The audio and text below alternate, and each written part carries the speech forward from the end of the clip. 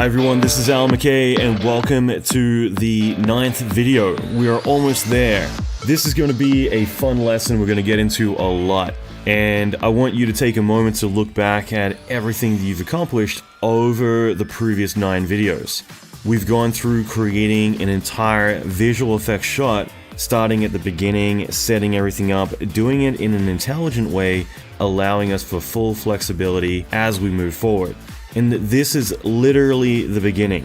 As I mentioned last video, if you think of what we've accomplished in just 2 weeks, imagine what we can do with an entire year, going through over 700 hours of training, the live reviews, career intensives, demo reel reviews, and so much more. One of the big things I wanted to announce is, on top of getting to keep this training, in other words, on March 27th, all of the Shores building destruction training goes away. However, everyone in the live action series will have lifetime access to this if you want to go back through it and take your time. But I'm also including a Avengers Endgame production masterclass covering how I initially negotiated the project, how I approached it, the execution of the 3D side, and everything else involved. And this will be a really good insight into how to land projects as well as how to handle the day-to-day. Finally, the other bonus which I'm really excited for, especially given our current situation, everyone in the live action series will have access to a live workshop I'll be recording with you on how to work from home, how to land clients, work on projects, everything you need to know to get set up and to be successful working in games, film, TV, and all areas of visual effects from your home setup. And the advantage of this is being able to be anywhere in the world. You don't need to be in the United States or Canada to work on projects. And I'm going to cover a lot about how to approach getting set up, making yourself visible to clients, as well as how to land clients, how to get the projects, how to work day to day, how to deliver them, and everything else you need to know. So I think this is going to be a critical workshop, especially given the situation we're in at the moment. And this workshop will be available to buy down the line, but for hundreds of dollars. So all of this is included in the live action series. So I don't want to do a major pitch, but I did want to mention this as I'm really excited and I know we've only got a couple of days left. So this is your chance to sign up and have lifetime access to all of the training, all of the bonuses, everything else, and spend an entire year with me as we take your career to the next level. I hope you're enjoying this training, and remember, these videos in this course is only available until March 27th, so make the most of this training while it's available. Okay, let's get started. Okay, so before we get started, one thing I just want to quickly touch base on, which is retiming our explosion. I already talked about this a little bit. I'm just going to walk through the settings, but this is a way just to slow everything down. So main thing is to make sure when you simulate under output to have velocity checked. In this case, I also had wavelet on. You don't need this. I'm just adding this for fun. And what this will do is, by having wavelet on, we can do wavelet turbulence. I'll explain this another time, but wavelet turbulence allows us to take our cache and up-res it and be able to add additional advection to our simulation, which kind of adds extra detail to it. So that's the short version of it. I could get into a big rant about it, the pros and cons of wavelet turbulence, but for now, you can have that on if you want. Otherwise, just make sure you have velocity. That's the main thing here. So once we've done that, we just run our sim, as I mentioned in the last video. And once we've done that, what we can do is we can lower the playback speed to like 0.7, 0.5, whatever we want. We don't want to make it too much slower because remember, it's reacting to our dynamics. But I just wanted to talk about this because I think it is beneficial. So in this case, we're just slowing down our sim. So I'm just putting it to 0.7, so it's 70% the speed. The other thing is we want to set because the start frame is 104, we want to set cache origin and timeline origin to 104. Now, beyond that, we also want to set the frame blending to precise tracing. And this is, in my opinion, the best option if you have this option. It doesn't flicker, it's just a little bit more stable. But the whole idea is we're just going to get our cache and retime the cache. So it's already simmed. we're getting that cache, we're reading it in and putting out a new one. So that's the main thing, is to set that up there, set the playback speed and the time that it starts. Make sure that velocity was on originally. That's really important. Now, that's pretty much it. The only thing left to do at this point would just be up here. So that was all in the input. The only thing we would need to do up here is enable resimulation. So when we click that, it turns it on. And if you have wavelet, great. If you don't, put this to 0 and change this to interpolate. But I am using wavelet, so I can put that at 1 and keep this on wavelet nice. And then we have how much it kind of advects and messes it up, which I'm just keeping at the default value. Time blend, I'm choosing slow down. Okay, so those are the only changes. It was basically clicking enable on this, and then set this to 0 if you don't have wavelet cached, and interpolate. Otherwise, wavelet nice and set this to 1, and then turn on the blend controls. So as long as this is turned on, if I were to hit start, and you can also manually choose an output path for your cache if you want, like the one it's reading in as well as what it's writing out. Otherwise, the default settings will work for it. But by having this enabled, when we hit start, it's going to cache out a new cache that's retimed based on our input settings. So this just allows us to retime our entire playback so it's at 70% the speed. Okay, so I'm going to let this cache out, but it means that we'll just have a slower explosion overall. And, you know, there's so much we can do with explosions, fire, pyro, or just in this case, I thought this would be good to touch base on. Okay, so I want to get into the dust pyro now, but I just wanted to touch base on what I'd already talked about in the last lesson, just going over those settings. And in the final video that we're going to go through, we'll cover doing the lighting, the rendering, and using all of our final simulations. Okay, let's talk dust. This is going to be really cool. We're going to do some fun stuff here. So the way that we're going to be working with this is that as this building collapses, it's going to create lots of thick pyroclastic dust. All of it is going to be flooding down over everything. And this is really the hero element. The explosions are really critical to this, but without the dust, the whole effect falls apart. So what we're going to be doing is having sections of this, like when the roof falls down, like when this whole area gets disrupted, certain key areas are going to create all the dust and trigger it all. Now, one curveball, which it's frustrating, but I was hoping that we had exported everything we needed to be able to do this. In fact, I've developed a new way of doing this stuff, which would have been really cool. It's just it doesn't work with the TyFlow particles. So it works with the TyFlow meshes, but not the particles. So I was going to be using the mesher, I was going to be using TySelect and culling things based on conditions, doing some really cool stuff where we're able to use one cache to drive like all these different effects. And unfortunately, that works with geometry, but it's not working with the particles that are part of TyFlow. So because of that, we need to go back in and export one last time. And it's frustrating. So I was hoping we wouldn't have to export anything else, because right now, you know, there's no cache to disk inside of TyFlow. So it means that we got to recalculate again. And that's fine, but it's just something that, you know, I would have liked to show some really cool ninja stuff to avoid this. So I've gone and cached my stuff. Mine takes like 30 minutes or 20 minutes, so it's not that bad to go through the entire thing. So I mean, that's the actual particle system. And so I mean, compared to other systems where, granted, you can cache to disk, but it is, you know, perhaps like a day to cache, like Houdini and Thinking Particles, like you can definitely optimize stuff down, but it's still usually, like, for really complicated sims, like a day.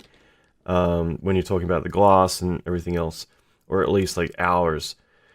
So this is cached. I'm going to go into our export node that we've built.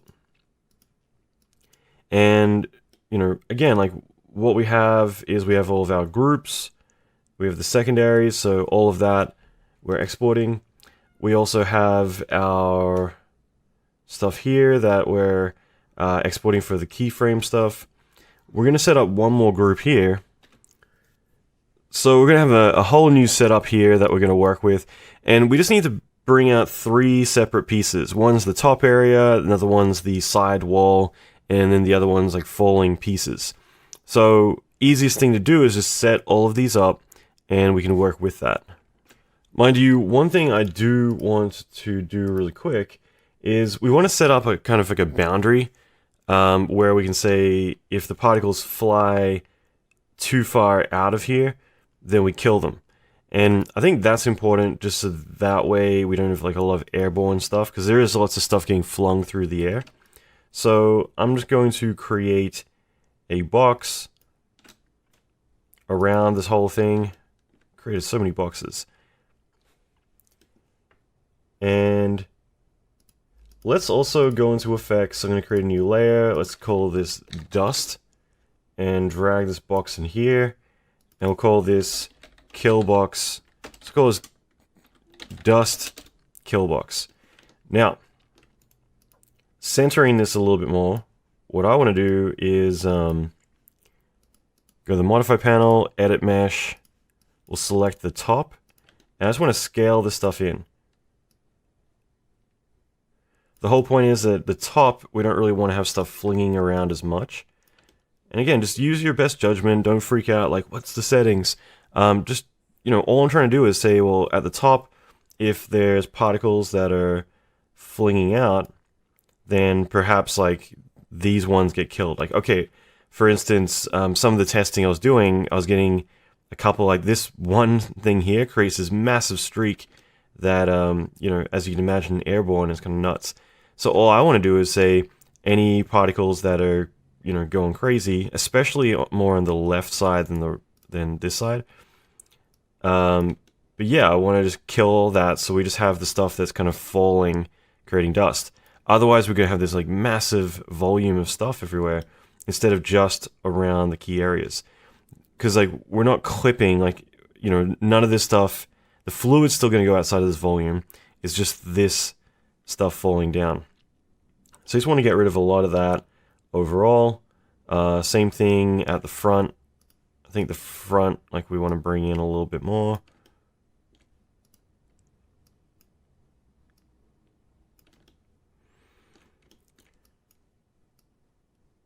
So yeah, just, you know, again, just use your best judgment. I don't want you to worry so much about, like, well, you know, what's the world coordinates on this one vertice?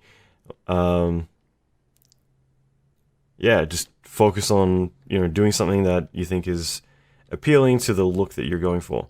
So once I've done that, there'll still be one more thing we'll need to manually set up in a moment, but let's get into our system and just start working with everything. For now, I'm going to turn off our TIFlow caches. Let's just hide everything and we'll just focus on this. Sorry, we'll keep the export on. And so just enabling the export, I'll just make sure I got nothing turned on here. And I'm just going to import the system. And we're just doing a couple of key things. We want 3 different areas. We want the top area, the side, and then some of the airborne parts. So going over to some empty space here where it's easy to distinguish what this is. I'm going to bring in a birth flow, and we'll set it up to be our dynamics.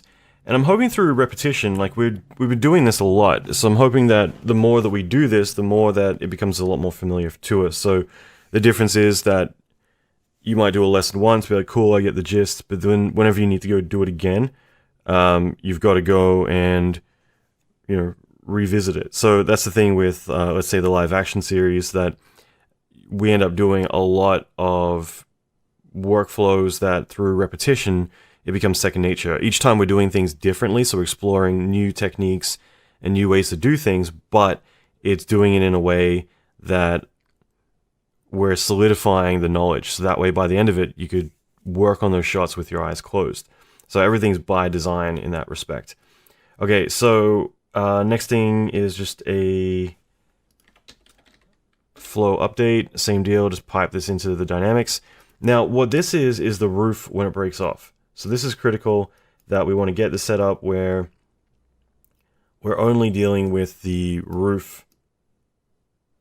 So let's identify what that is. So if we go in here, I want to activate the top of the building. So that is J, and then when it becomes active, K. And then when it breaks as well, which is L. So JKL. So going in here, we want JKL.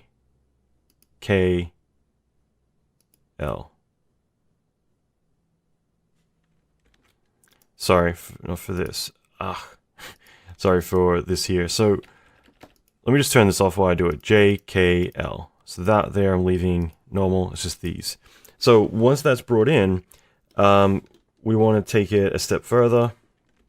Let's change the display to geometry. And what I want to do is I'm going to set up a boundary where we want to cull a lot of this stuff. So again, actually we'll keep that on. I'm just going to create one more box. And this one is really important for a few reasons. I'm hoping it'll be a bit of an eye-opener as well. So I'm just going to create another box around the building. We'll bring this up.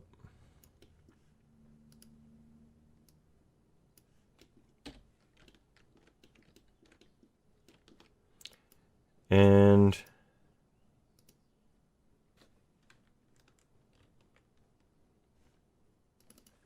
I'm going to call this dust vol cull for culling. So we got these two here. I'm going to hide the other one now. Now, sorry, let's turn this off for a second, have a look. What I specifically want is just in the beginning to retain an area that I want to have fall, because it's going to be really critical when all of this other stuff falls. There's this one area here that I want to have later on begin to fall too. I think it's around frame 140, roughly around there. So yeah, so when this stuff begins to fall here, this is where I want the dust to happen. So I might have miscommunicated that a second ago, but bear with me, we're at the end of the training. It's been a long journey. I'm going to right click, object, see-through. So we are doing the top, but I just specifically want to emit dust from this area. I was a bit confused because it's been a while since I got to, initially designing this stuff and then getting to this point again. So basically I just want to get this one section and keep it and kill everything else. So hopefully by now it's pretty obvious how to do that. I'm going to put this, actually you could put it here, delete, link it up, and yeah, that's the general idea. Is I'm just going to say pick this. If you are outside of that volume, you die. And we can set that, keep that in continuous, that's fine. So what we're left with is something like this, and I'm going to just update this slightly.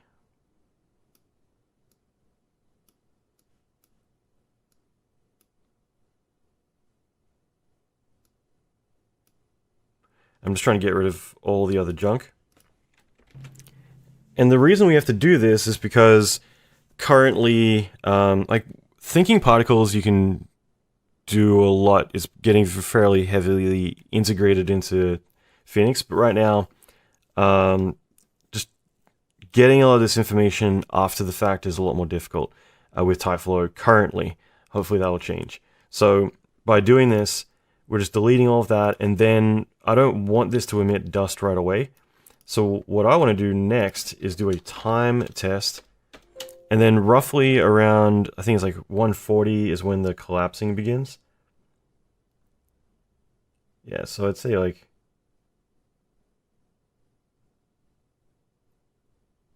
I say, yeah, 140. We can vary it by 10. Let's turn this off for a second. 140, 10, and then we'll say frame. So we're actually talking about the frames. If it's greater than that, test true. So we'll put this down here. And that's where we can link to a new event.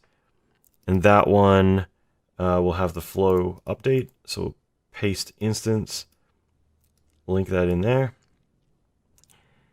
And then we can have a export particles.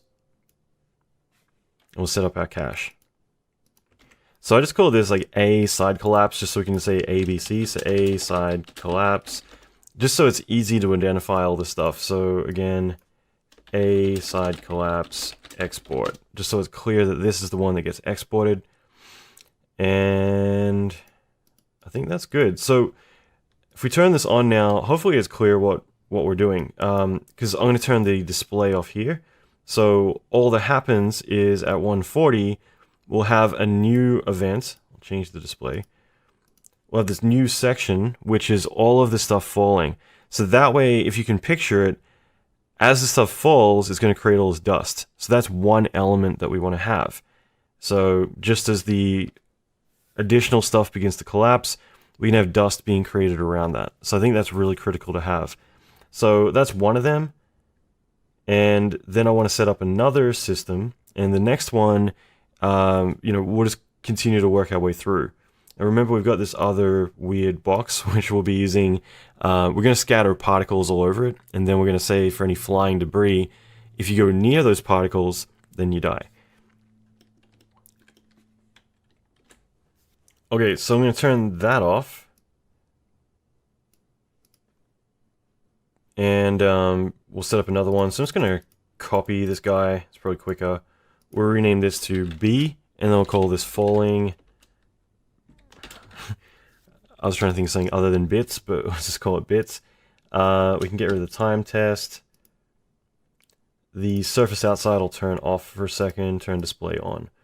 Okay, so this group is going to be the area that gets activated. So in other words, when the ship crashes and everything, like all the debris flying out, all of that.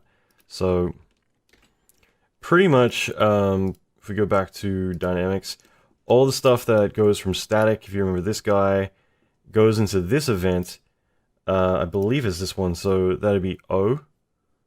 So let's try that. Export, again, I'll turn it off. O.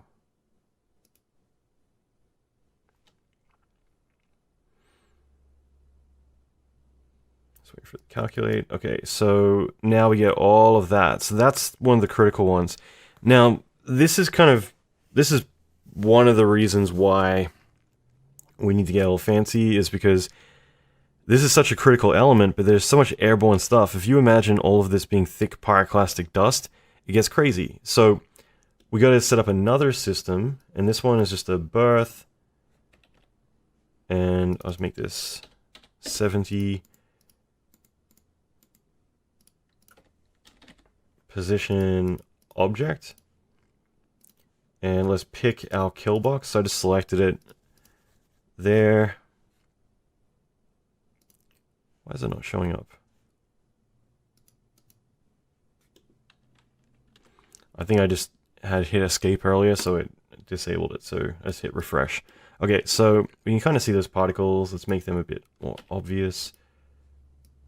I've autosave set to 3 minutes, so I keep hitting escape, which actually cancels my system. So I'm just setting these to large so we can see them a bit better. Getting tongue-tied, it's been a long journey.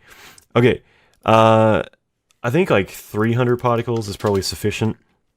So like I mentioned, we're just populating particles around the area that we want to get rid of, because we don't want all this airborne crap. So I'm just going to turn this off for a second, just so it can work faster without it refreshing all the time. We can put this into a particle group. So I might say, let's call this like group 2. And that way I can access it. So, in fact, before I turn this back on, now what we can do is do a property test, I think, yeah.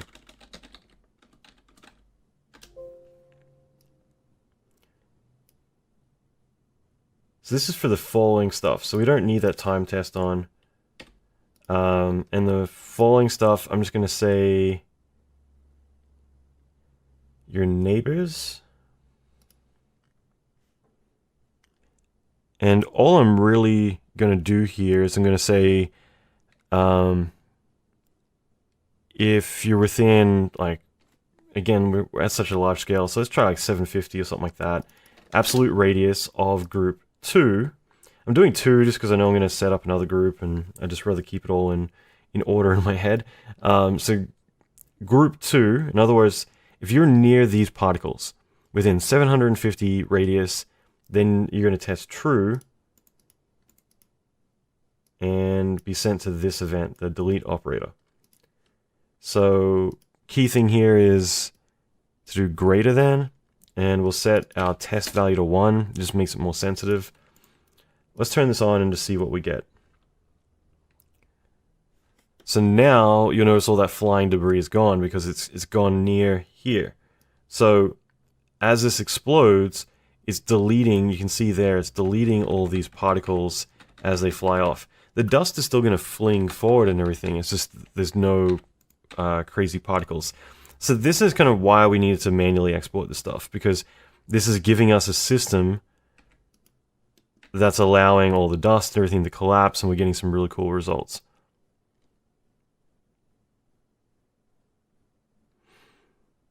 And as it comes down to the ground, you can see that all of that is getting killed out now as well. And again, like all the dust is still going to collapse down there. It's just, it's not continuing to emit.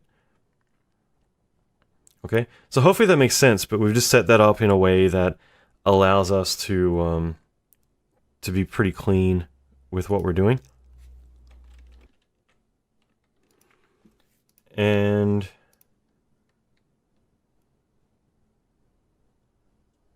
I'm going to get this guy and paste it in here.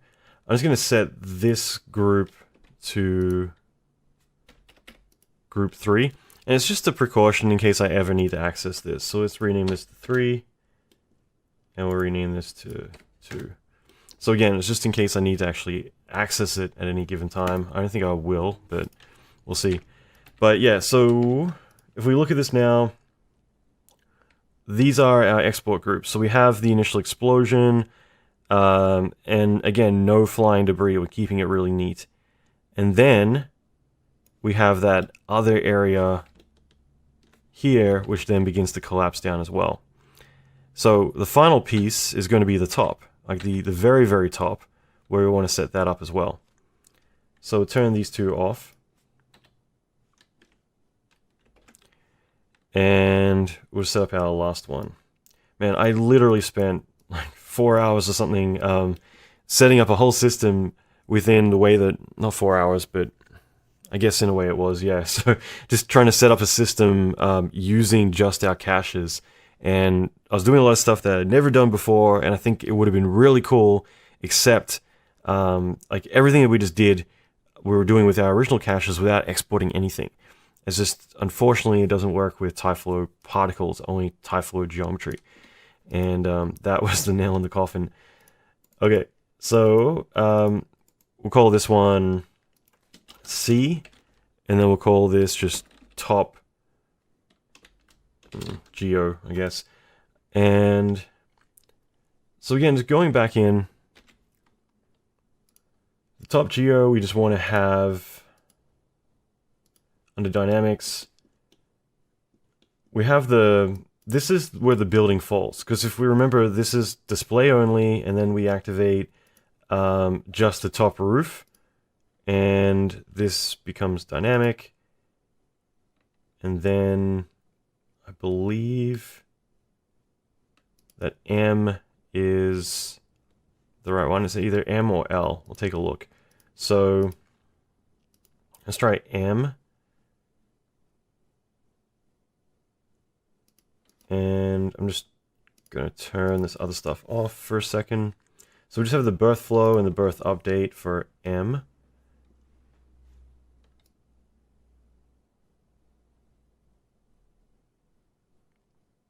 And that's giving us that.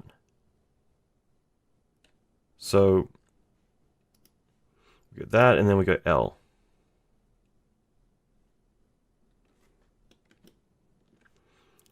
So let's get rid of M. Okay, so this is L here. And then it begins to fall. And man, we got some of those stray particles up here. So it might be interesting to kill, like, I never liked that burst there. I just figured, like, I'll let it be, because we're not going to be looking at that. We're going to be looking at everything else going on. But when there's giant dust being flung up, it might, I don't know, maybe it won't be bad, because I think we'll leave it. I think it'll be okay. Because I know this is very heavy dust, so it's going to fall right away. So if it pops up and then down again, you kind of would expect that. You expect like kind of like an air pocket or something, so I think that's fine. So what could be interesting with this one is that, you know, if you wanted to, very similar to what we had done with the side collapse, we could get the side of the geometry, in other words, just unhiding the cache.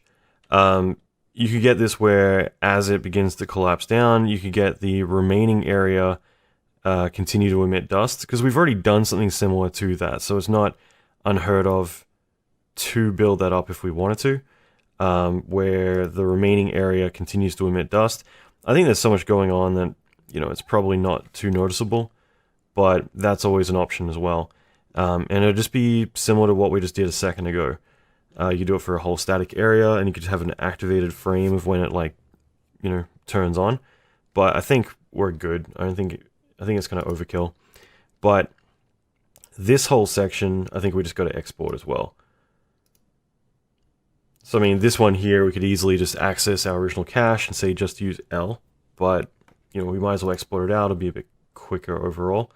So these are our three groups. So I'm going to just copy, paste, and paste. And I think it's important to name these. So again, I'm just going to actually get the name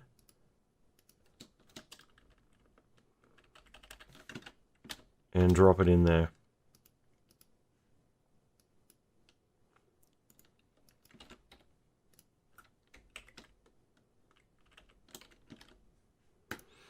Okay, so I'm going to export each of these and then bring them in, and then we can use this to emit all of our dust. So we're already halfway there. It's just this is the tricky part, and I was really hoping to avoid it, but at this point, it'll be smooth sailing.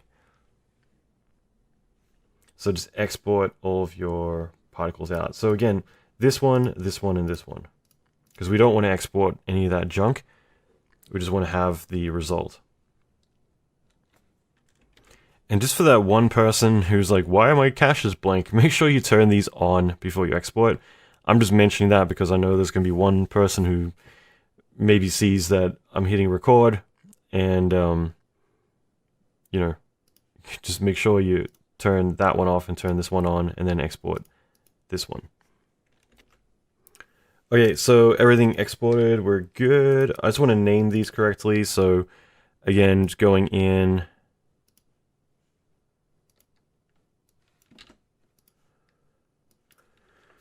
TFC for Typhloid Cache.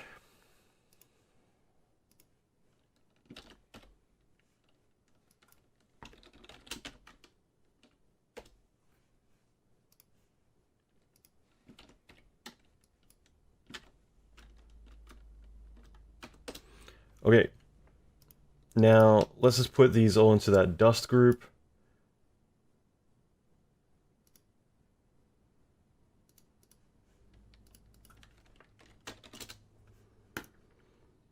Okay, and let's review this. So we get the top geometry,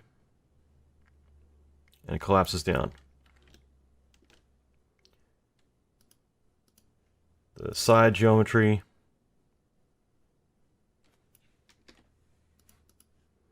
and the falling bits. So nothing is flying around or going crazy.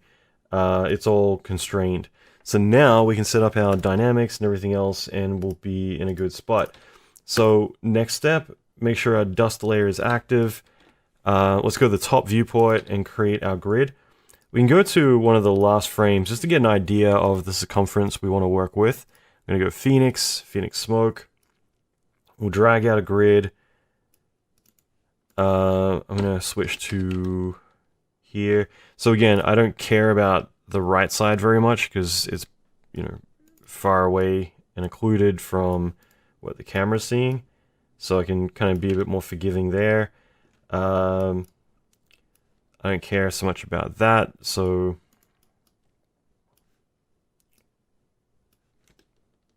and then the ground.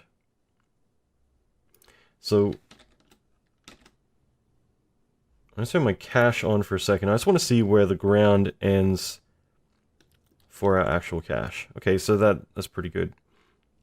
So what I'm going to do next is I'm going to say z minus jammed, and that means it's going to treat the ground here as a collision object. We can set up our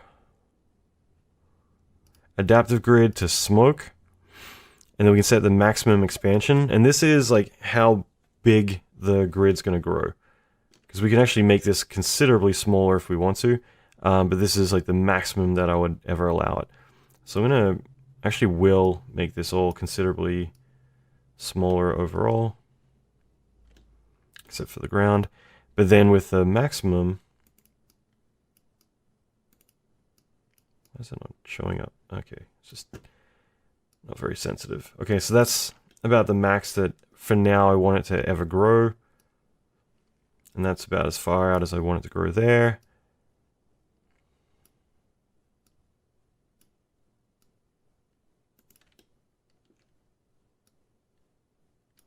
So hopefully that's plenty. Hopefully that is overkill.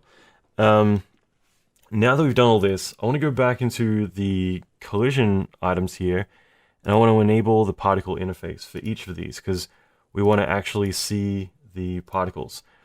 Now, just to demonstrate what this actually does, if we go into display, you can see display cache geometry. We can turn that off, but we can then say display particles.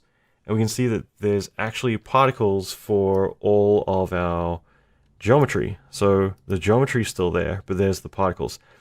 That's actually what we're emitting from.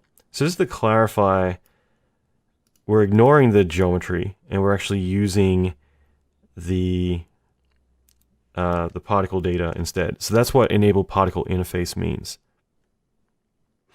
Okay.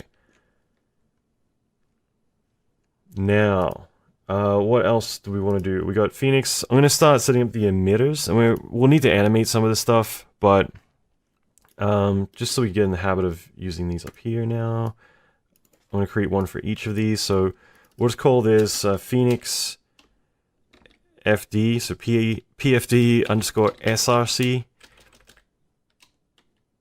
In fact, sorry, we'll do this. We'll do dust SRC for source, meaning the emitter, and then we'll say side collapse. And then I'm going to create 3 of these. The next one we'll call falling bits.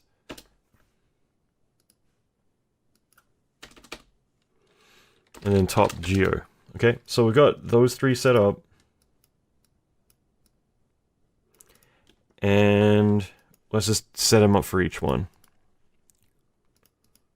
Oops, pick. It's the side collapse. Falling bits. Top geo. Okay, so we don't want to emit temperature. We just want to emit smoke.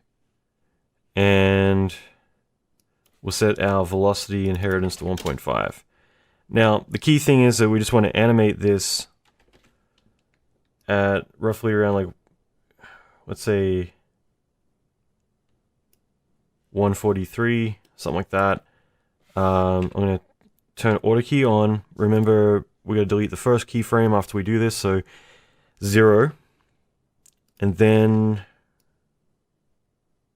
yeah, about there. This will be at its full amount, so we'll set this to like 1.5. So that way, over time, this is going to begin emitting a lot more. So this is the top area actually, so I might offset it a little bit more. So let's see. It starts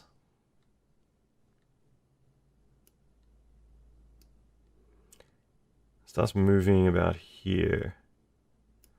So I might actually shift this. Starts there.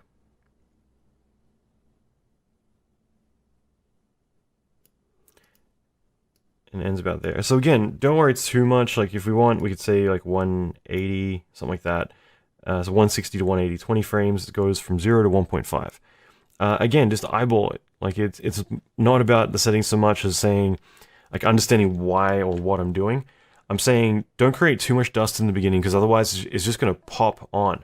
But we can start to say to exponentially begin to do this. We could also go in and set this up based on velocity. Through here. So we could set up the discharge so that way once it starts moving, then it creates fluid too. There's a lot we could do, but I'll save that for another lesson.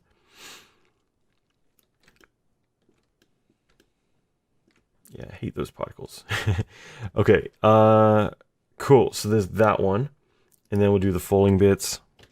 Falling bits are easy just because they're being created in real time. It's not like they're sitting there and then they turn on. So we just turn temperature off, set this to like, I don't know, 1.5, something like that.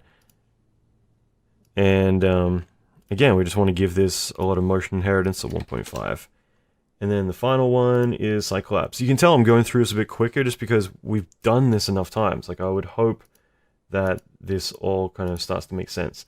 Side collapse, I think, just appears on by itself. So same deal with that one. We do 1.5, no temperature, 1.5 there. And now we go on our Phoenix grid. First few things, we'll set the cell size to at least like 15, something like that. Let's choose an output directory to cache this to. And then again, don't include everything. So we want to add all of our sources. I also want to add the objects that they're referencing.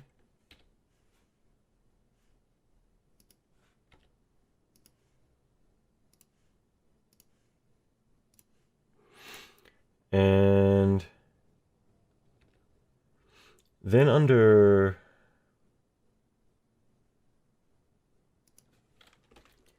our explosion, we've got the TFC building collapse, and that's our collision geometry that we made.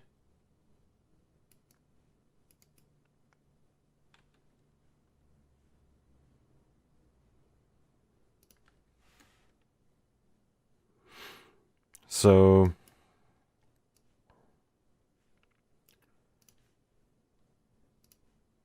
add that into.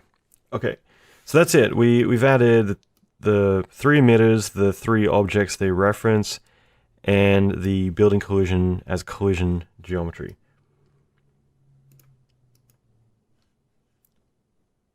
Sorry, so we can hide all that crap.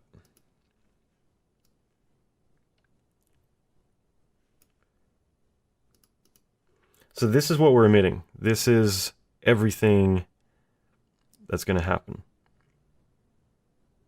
And that should create all of our effect. And the collisions with the... I'm going to move this collision geometry out into the main area just because I think it's a pretty relevant thing. But this would be all the collision geometry that we're dealing with.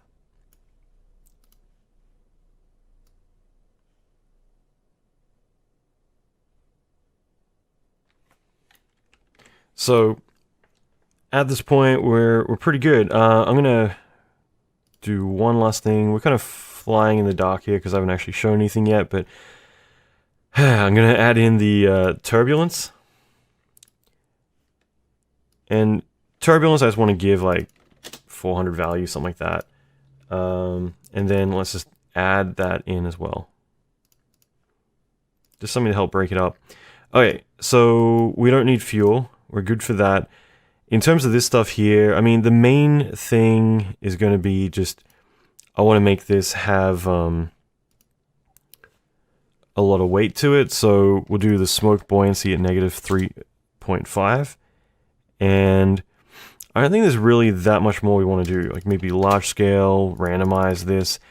I think overall we're going to be getting some pretty good results, so I don't think that we need to go crazy. I think ultimately we'll probably want to simulate more than one substep for the frames, but for now I don't think we have to worry about that. So I'm just going to let this sim, and we can check it out. But I kind of just, settings wise, I mean, it's kind of built already. Like if it's at the right scale, it's pretty good. We've done all the grid stuff that we need to do. It's going to collide with the ground. It's going to grow out if it needs to. The key thing is we're making the smoke very heavy, so it's going to flow downward. We're throwing randomization. We're bringing the vorticity up a little bit for the scale. Like those are really the only things like we're really going to mess with. I don't think we're going to be doing anything too crazy. Eventually, we'll output velocity for all of our grids if you haven't already.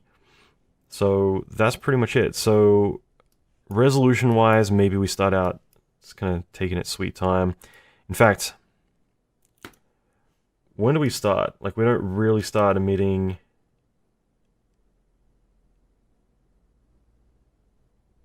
until about 104. So let's set this to 103, and I'll try 22 for now.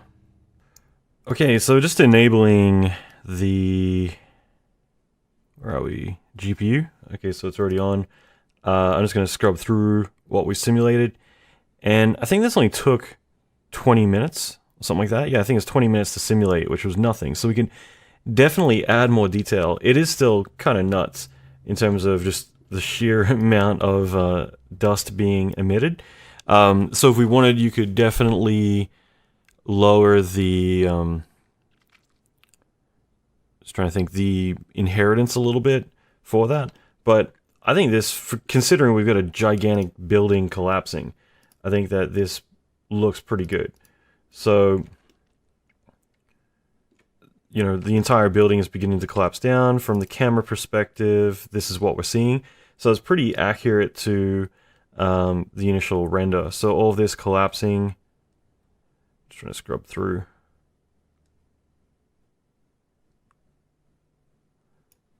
And I'll just go back to that for a second.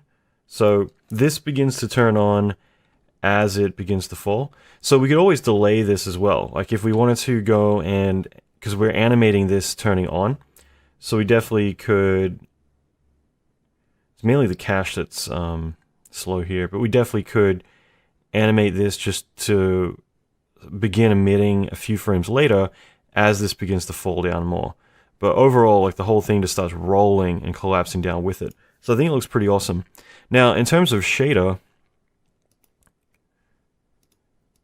right now it's the default setting. We could put this down like 0.05%, and then that's where we're going to get a lot softer feel. The other thing is we could change this to smoke, and we've got this ramp, so that allows us to tighten everything up. So again, we can lower this down considerably, and I'm going to hold shift and middle mouse button to pull this in so it's a lot tighter, and then zoom in with my mouse wheel.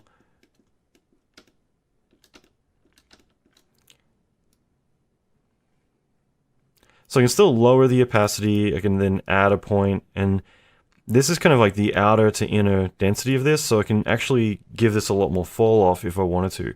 I'm actually happy with how it already looked, but I'm just pointing out that even though it is kind of like, it's pretty dense, this is how we could thin it out, so that way it actually feels a lot thinner, a lot tighter, and you can get some interesting results with that.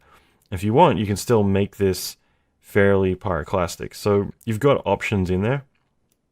Like I said, me personally, I don't mind that it is, you know, it's a freaking building collapsing. It's pretty epic. And then on top of that, obviously we have the building explosions too. So bit by bit, when we start to turn on all of our layers,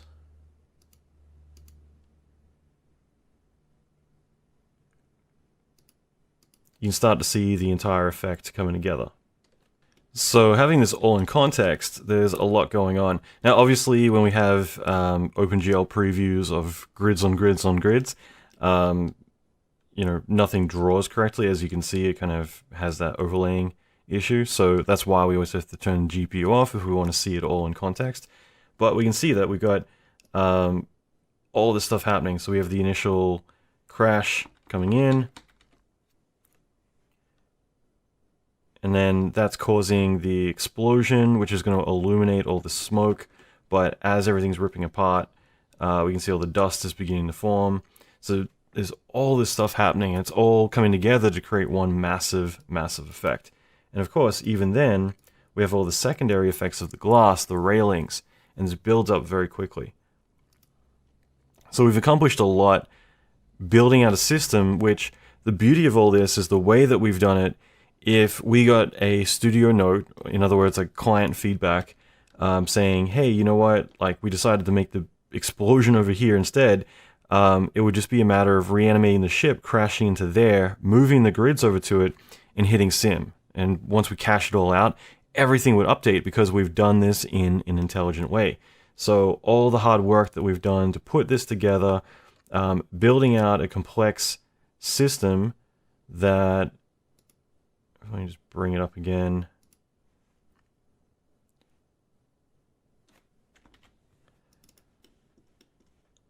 That we've built over all of these grids.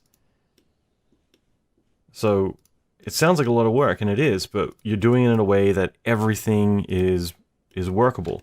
And it means that you've got a system that completely works, that drives everything.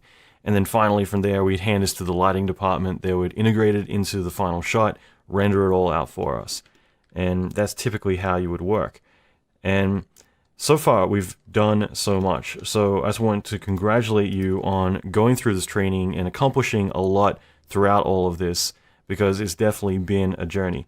And something that I'm excited for too, if this is something that kind of got you intrigued about learning what we do, whether it's on a Marvel movie like Avengers or something like that, or something else, what we typically do in production. So if you want to learn more of this, then you're more than welcome to go through the live action series, where we spend an entire year learning to create entire production shots from start to finish through a real production feature film pipeline.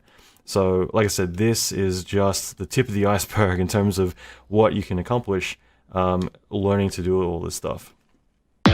Okay, I hope you enjoyed this video, and I hope you got a lot from the training so far. We've covered a lot, and in the final lesson we're going to be diving into setting up textures, shading, lighting, and so much more. There are a few bonus lessons that are outside the spectrum of this training, but are included in the live action series. So we'll be continuing on with video 11 and a couple of other ones, getting into compositing and so much more in some of the additional videos. But in this coming lesson, we're going to be getting heavy into setting up everything to render and bringing all of our hard work together as a final result. I'm really excited for this. As I mentioned, the registration for the live action series closes in a couple of days, as well as the course we're doing currently goes offline on March 27th. So make the most of this training while you have access to it. And keep an eye on your inbox, as I'll be sending the final lesson ASAP. So click the button below the video to check out the registration page and see if you want to spend a year with us inside the live action series. I always say, where do you want to be a year from today? Exactly where you are, or crushing those goals that you set and focusing on leveling up? I think it's really important for us to surround ourselves with the right people who push us and motivate us, and the right information to have that transformation and continue to level up every single day. Thanks for watching. Keep an eye on your inbox. I'm going to be sending you the final video in this training. And feel free to share your work. I would love to see what you've accomplished in the last 2 weeks of going through this training.